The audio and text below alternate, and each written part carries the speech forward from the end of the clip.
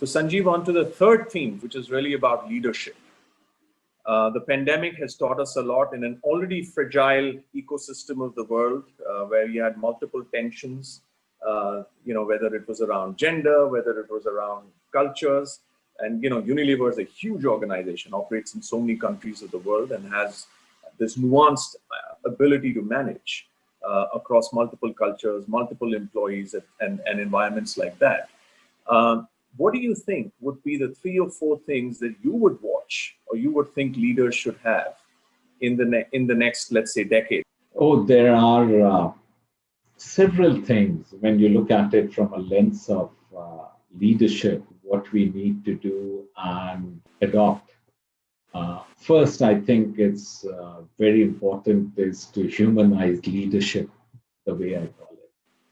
Yeah, we have been over the years, or the Anglo-Saxon model of leadership has been portraying, promoting, and practicing what I call is a cocktail of vision, passion, and skills. But this does not prepare a leader to recognize and help in alleviating human sufferings, let alone address the systemic issues that cause and perpetuate. So first, very importantly, it would be for good leadership, like I said, put compassion at the center of leadership. So we need to stop conjuring, force, many times force that don't even exist. And instead of a battle cry, we need to have people move towards care. So that's, I think, one very important bit. The second important bit is we have to understand that leadership in an ambiguous and chaotic world is not for the meek, but nor is it for an arrogant or a bullheaded or a blindly self-righteous person.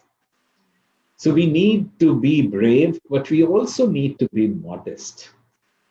We need to hold ourselves accountable, but we also need people who are curious and experimentative. And very importantly, we have to understand that we are stakeholders, not only in our own companies, but in the health, happiness, and prosperity of the planet and those who inhabit it. So it's going to be a leadership traits of the past. Some would, of course, there are timeless traits which will always be required, but there will be new muscles which will have to be built in the leaders of the future. The other important bit, which is so critical, is speed and agility. This is not something which is easier done than said.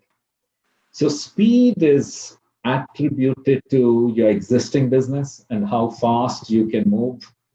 And agility is related to how do you pivot to adjacencies and to entirely new product domains. And this really requires, I would say, amongst leaders, 3 interconnected capabilities. First is sense of recognition, which also gets into a whole domain of what Carl Weiss rightly called it as sense making. The second very important bit is the decision speed, how quick you are in putting together disparate information and then having the courage to take decision.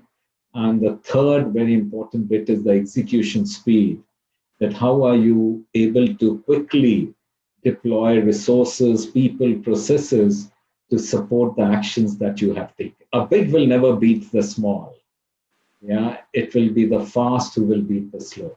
I think this is something which we have to be acutely conscious about. Thank you, Sanjiv. I agree with you, most of it. I think the speed, result orientation is definitely there. Empathy was big as a quality that we would look in leaders going forward. I think there was one more that at a company level we've been trying to cross with. But decision making and the speed is important, but so do companies have to accept and tolerate failure, because many of those decisions will actually not move right. And I think the company has to be tolerant of failure. But there was one more thing that we've noticed is increasingly happening, which is a little distinct from our business model, which is, in crudely defining it, is a servitization of every industry, which is the services wrap or the envelope that comes around, and these could be personal services, it could be data that customers want to see about themselves.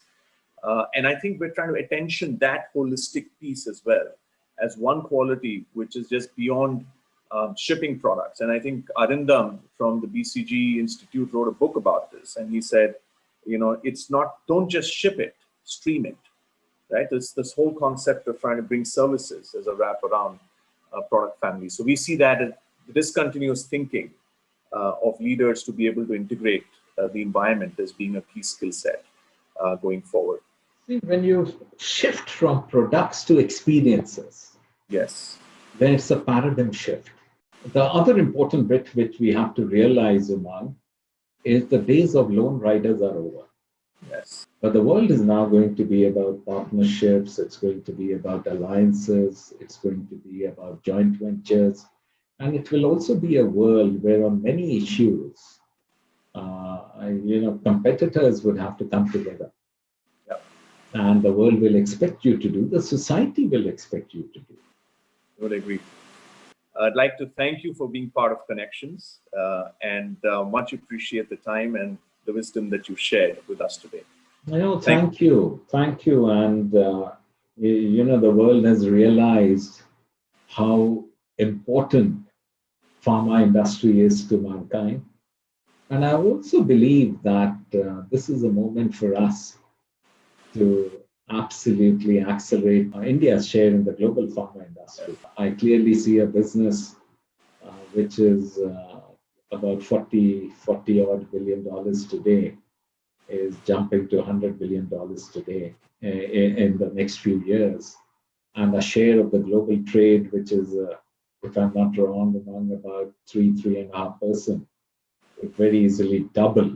Yes, easily. And we have so much going for us.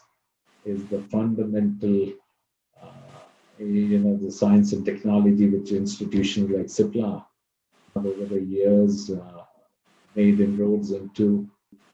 So I want to wish you, your organization, your fabulous company, all the best.